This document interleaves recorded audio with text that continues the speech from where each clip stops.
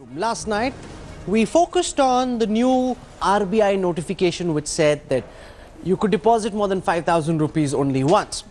The notification also said whenever you deposited this currency, you'd be questioned by two officials from the bank about why you were depositing this money, where you got the money from, and that they'd maintain a record. Later in the evening, the finance minister came out and said, don't worry, nobody will hassle you, nobody will harass you, nobody will bother you. Well, the bank officials didn't, of course, pay much heed to what the finance minister said. Instead, they did what they're supposed to, go by what the RBI told them to do. And there was confusion all over. Here's the report.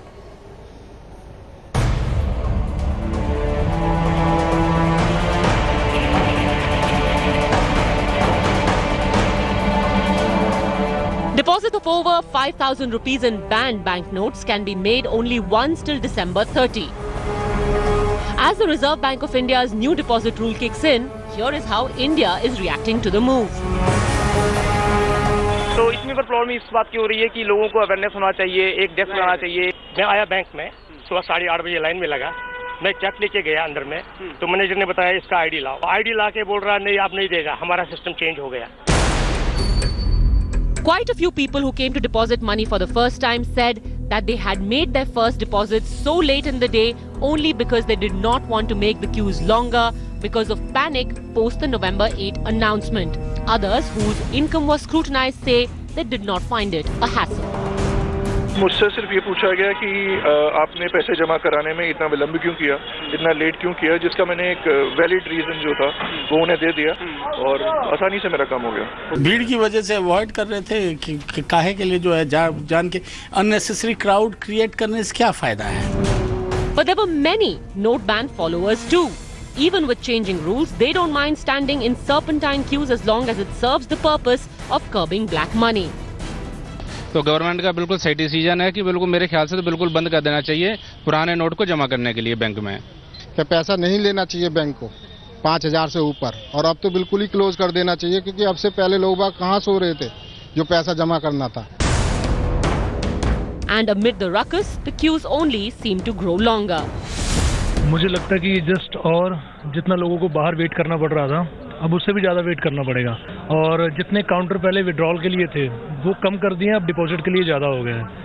तो withdrawal वालों को बड़ी problem आ रही है, deposit वालों को भी आ रही है क्योंकि उन्हें अंदर आंसर देना पड़ रहा है, उनके केवाईसी नहीं है तो उन्हें प्रॉब्लम आ रही है। With most people having deposited their money already and with bank staff saying they will only be asking a set of basic questions, most people are saying they're okay with the new notification that was issued by the RBI on Monday. All they're hoping for is that the government doesn't throw another curveball in their way in the next 10 days. With camera person Kumar, Ilma Hassan for India Today. For the opposition parties, this new change was yet another reason to attack the government and say that this is leading to confusion and that rules are constantly changing. Remember, the Prime Minister said, the Finance Minister said, there were ads on newspapers, there were ads on social media which said, don't hurry, don't queue up, you can come till the end of the month and deposit your currency. Now, what about all those people who actually believed that, waited their turn only to find out that the rules changed? Here's the story.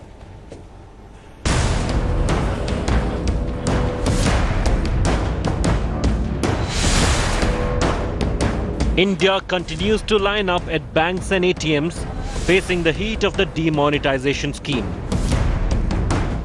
But there have been non-stop changes in guidelines from the RBI and government on depositing invalid currency. A day after the RBI ruffled some more feathers by saying that deposits above Rs 5,000 can only be made once till the December 30th deadline and would be subject to questioning by two bank officials, today, the government clarified. Idea is that up to 30th, everybody can deposit his old currency. Now there is no scope further for earning old currency because all exemptions have been phased out. So whoever has got old currency must go and deposit it in one go. Joining the list of confusion between the Reserve Bank of India the Finance Ministry and the Aam Aadmi dealing with the cash chaos was another statement from the Finance Minister, who said that there will be no questioning if you deposit all your old notes in one go. This comes after the RBI notification yesterday, which said that if old notes are deposited in the banks now, which are beyond 5,000 rupees, you will have to answer questions from 2 bank officials at least. Much of confusion prevailing in the banks today, as was spotted, because many banks refuse to take money beyond 5,000 rupees in accounts. Bank officials turning investigators also poses some big questions. Are bank officials qualified to question you? Would it not mean added pressure for bank officials, resulting in further delay in transactions? And what level of bank officials would question customers? The opposition was quick to latch on this opportunity, and after Robert Vadra and P. Chidambaram slammed the apparent flip-flop, with barely 10 days to go for people to deposit old invalid notes, the latest edition of questioning for deposits above Rs 5,000 is not just another flip-flop on the part of the government, but also gives the opposition more fodder to accuse the government of not being fully prepared to implement the scheme. Bureau Report, India Today. This is exactly what we suspected would happen. You've got the Finance Minister making an oral communication. The banks don't care very much for that. They're going by the letter of what the RBI has told them to do. I want to go across to P. and Vijay, because the notification put out by the RBI very clearly says that you will be questioned by 2 officials. They will keep a record. You will be asked where you got this money and why you didn't deposit it earlier. These are the exact words of the RBI's official ruling. Now you've got the Finance Minister making oral observations. On the ground, bank employees don't care for what the Finance Minister is saying. They're going by what the RBI is telling them to. There's utter confusion because of this.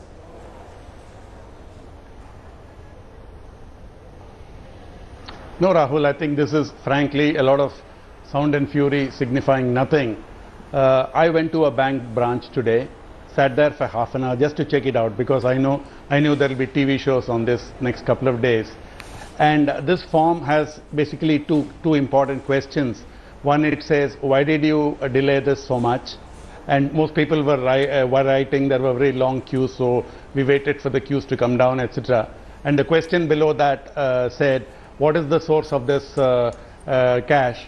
And people were writing, this is withdrawals from savings bank, or I had it at the house for a long time, or some routine answer.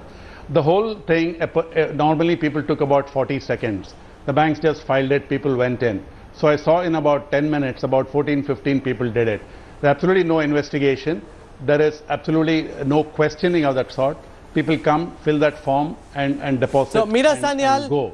P. and Vijay says it's just a simple form that needs to be filled. Critics say you're almost asking a banker to do the job of an IT investigator. The banker is not supposed to ask you where you got the cash from. That's the job of the income tax department. Do you agree with P. and Vijay's assessment? No.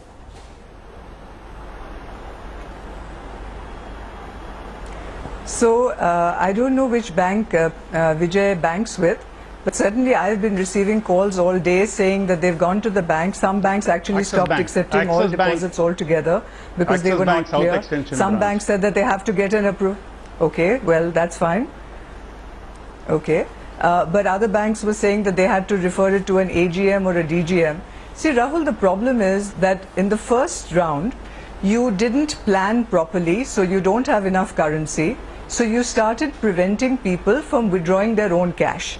And in the process, you turned the entire banking system and all bankers into cashiers. So since November 8th, all bank staff in all branches have been doing nothing but counting cash. Now you've reached a point where it seems that the government is panicking a bit because they're scared that all the money which they had demonetized has now come back or is coming back into the banking system. So it looks like they are trying to prevent people depositing their own money. And in the process, they're converting bankers into investigation officials. Now, all this points to just one thing. Vijay said something which I completely agree with. No, once again, Mr. Vijay, I don't want both guests speaking at the same time. One at a time. Let's maintain decorum and let's ensure our viewers understand what's being said. I don't like when guests speak over each other. Let Meera Sanyal complete, please. So Vijay, you said that accountability goes to the top and the top is accountable. My question is, who is accountable for the decision of demonetization? You cannot say that we made some, implementation is poor and take pain. The pain is now enormous. People have died waiting in queues. Businesses across the country have been impacted. Farmers across the country have been impacted. People have lost their jobs. You said the mandate of the people was for demonetization. That is not true.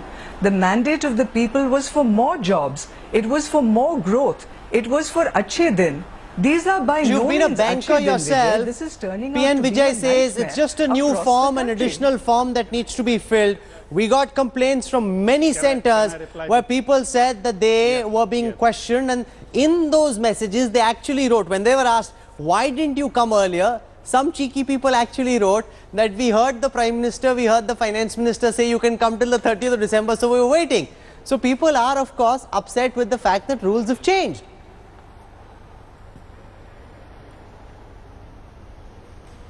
Salman source, please. Salman source, please. Meera was asking who is responsible. I can straight away just one say second. One second. I mean, can I just make one point? Look, one second, Mr. Vijay. Let Salman source speak, please. Okay. Go ahead, Salman.